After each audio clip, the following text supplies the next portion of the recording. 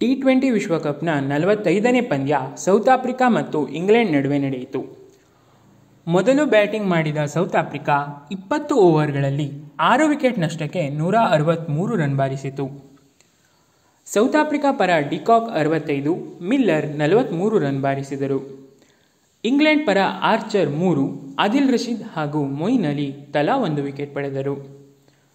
ನಂತರ chasing start ಮಾಡಿದ England 20 ಓವರ್ಗಳಲ್ಲಿ 6 ವಿಕೆಟ್ ಕಳೆದುಕೊಂಡು 156 ರನ್ ಗಳಿಸುವ ಮೂಲಕ ಸೋತಿದೆ. ಇಂಗ್ಲೆಂಡ್ ಪರ ಬ್ರೂಕ್ 53, ಲಿವಿಂಗ್ಸ್ಟೋನ್ 33 ರನ್ ಬಾರಿಸಿದರು.